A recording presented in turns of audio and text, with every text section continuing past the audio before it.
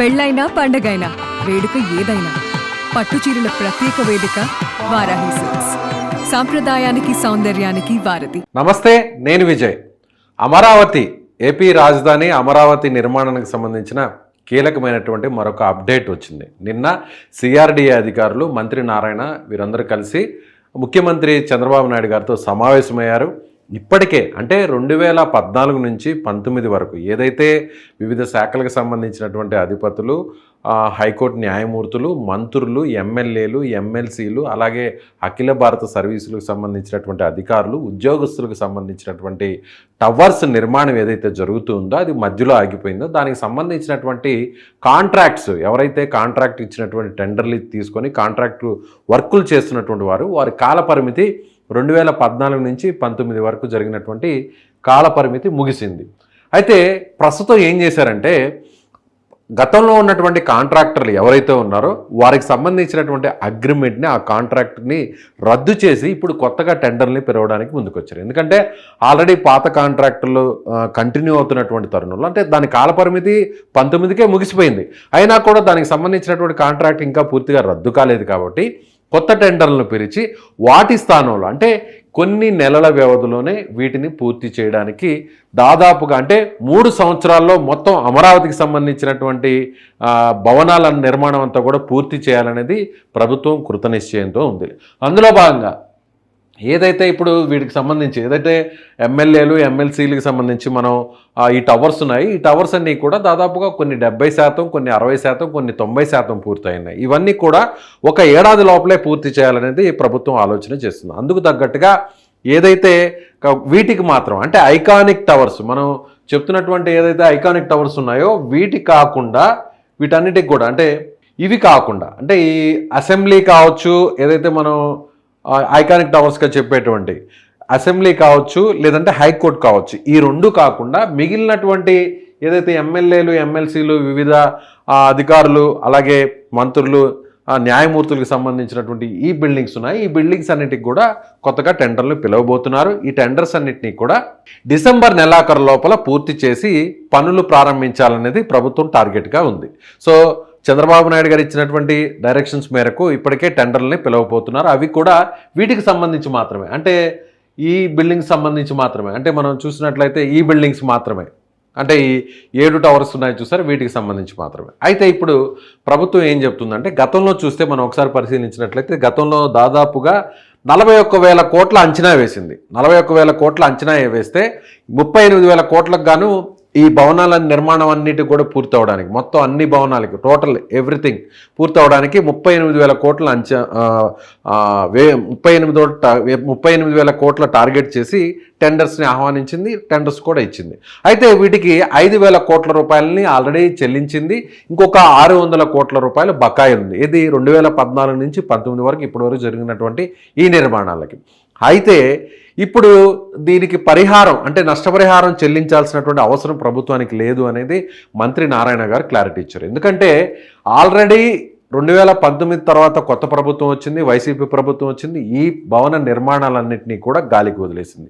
ఈ నిర్మాణాలకు సంబంధించినటువంటి ఏదైతే మెటీరియల్స్ ఉన్నాయో ఆ మెటీరియల్స్ అన్నింటినీ కూడా అక్కడ తస్కరింపబడ్డాయి. చాలామంది కూడా ఎత్తుకెళ్లారు అక్రమంగా. అక్కడ స్థానికంగా ఉన్నటువంటి కొంతమంది ఎవరైతే ఉన్నారో కొంతమంది నాయకుల అండదండలతో అక్కడ ఉన్నటువంటి మెటీరియల్స్ అన్నిటిని స్టీల్స్, ఐరన్, ఇలా శాండ్, ఇలా రకరకాల అక్కడ ఉన్నటువంటి మెటీరియల్స్ చాలా వరకు అంతా కూడా కోట్ల రూపాయల విలువైన సామాగ్రిని అంతా కూడా దొంగతనం చేసినటువంటి పరిస్థితి. అయితే వాటికి సిఆర్డీఏకి ఎలాంటి సంబంధం లేదనేది కారాఖండిగా చెప్పేశారు నారాయణ గారు. అంటే దీనికి సంబంధించినటువంటి పరిహారాన్ని ఈ ప్రభుత్వం చెల్లించాల్సినటువంటి పరిస్థితి లేదు. ఎందుకంటే 2014 నుంచి 19 వరకు ఒప్పందం చేసుకోవడం, అప్పటికి సంబంధించినటువంటి ఆల్రెడీ నిధులు కూడా రిలీజ్ చేసాం, బకాయి నిధులను కూడా ఇవ్వాల్సినటువంటి పరిస్థితి, వాటిని కూడా ఇస్తామని చెప్పారు. అయితే గతంలో 38,000 కోట్లను అంచనా వేసినటువంటి ప్రభుత్వం ఈ నిర్మాణాలన్నింటినీ కూడా ఇప్పుడు అదనంగా అంటే అప్పుడున్నటువంటి కాలానికి తగ్గట్టుగా అప్పుడున్నటువంటి ధరలకు అనుగుణంగా 38,000 కోట్లను అంచనా వేసి ప్రతిపాదనలు సిద్ధం చేసి టెండర్లు కూడా ఇచ్చేసింది.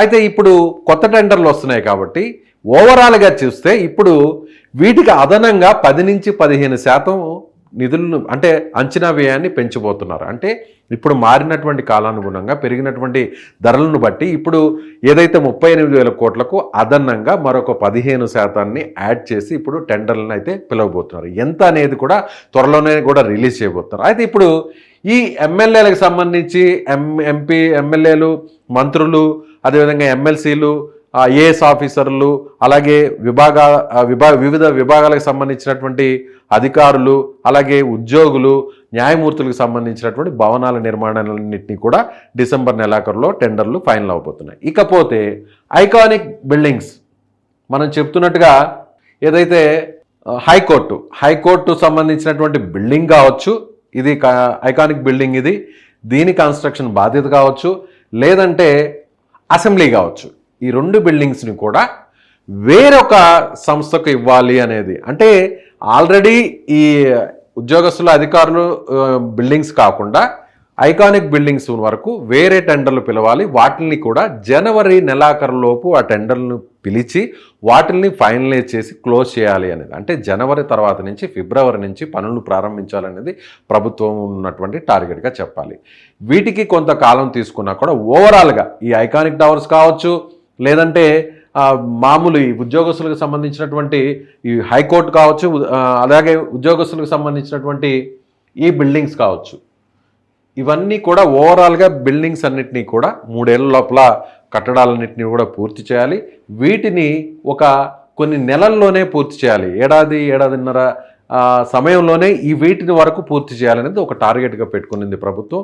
అందుకు తగ్గట్టుగా వరల్డ్ బ్యాంక్ సంబంధించి ఇప్పటికే కొన్ని నిధులను కూడా సమీకరించింది. వరల్డ్ బ్యాంక్ నుంచి 15,000 కోట్ల రూపాయలు, ఏషియన్ డెవలప్మెంట్కి సంబంధించినటువంటి బ్యాంకు నుంచి కూడా ఈ 2 సంయుక్తంగా అమరావతిలో నిర్మాణం చేపట్టబోతున్నటువంటి కట్టడాలకు, అలాగే అక్కడ రైతులకు సంబంధించినటువంటి ఏదైతే లేఅవుట్స్, అక్కడ ఉన్నటువంటి మౌలిక సదుపాయాల కల్పన, అలాగే ఇళ్ల నిర్మాణం, వీటన్నిటికి కూడా 15,000 కోట్ల రూపాయలను ఇవ్వబోతున్నారు.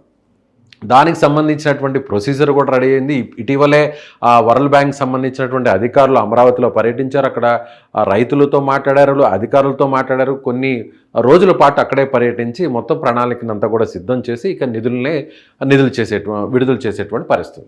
అయితే ఇకపోతే మిగిలినటువంటి నిధులను కూడా హడ్కో నుంచి రుణం ద్వారా పొందడానికి ముందుకొచ్చింది ప్రభుత్వం. దానికి సంబంధించినటువంటి సమావేశం కూడా ఢిల్లీలో పూర్తి అయింది. హడ్కో నిధులను కూడా ఇవ్వడానికి రెడీ అయ్యారు. హడ్కో నిధులను కూడా అమరావతి నిర్మాణానికి ఇవ్వడం కోసం సిద్ధమైందనే చెప్పాలి. ఇక నిధులలేమీ లేదు కాబట్టి కేంద్ర ప్రభుత్వం సపోర్ట్ ఉంది. అలాగే వరల్డ్ బ్యాంక్ నుంచి ఫండ్స్ రాబోతున్నాయి, అలాగే హడ్కో నుంచి కూడా ఫండ్స్ వస్తున్నాయి. సో ఓవరాల్గా చూస్తే ఇక సంస్థల్ని ఎంపిక చేసి టెండర్లను పూర్తి చేసి డిసెంబర్ నాటికి వీటి నిర్మాణం పూర్తి చేసి జనవరి నెలాఖరు నాటికి వీటి నిర్మాణానికి సంబంధించిన టెండర్లు పూర్తి చేసి జనవరి నెలాఖరు నాటికి ఐకానిక్ టవర్కి సంబంధించిన అసెంబ్లీ, అలాగే హైకోర్టు నిర్మాణాలు, ఈ కట్టడాలకు సంబంధించిన టెండర్స్ కూడా క్లోజ్ చేయబోతున్నారు. సో 3 సంవత్సరాల లోపల అమరావతి ఒక దశకు రాబోతుంది. అమరావతి రాజధానికి సంబంధించినటువంటి ఒక కూర్పు జరగబోతుంది. రాజధాని నిర్మాణం ఒక స్థాయిలో ఉండబోతుంది అనేది నిన్న జరిగినటువంటి సమావేశాన్ని బట్టి అర్థమవుతుంది. సో ఈ వీడియో మీద మీ అభిప్రాయాన్ని కామెంట్ రూపంలో తెలియచేయండి.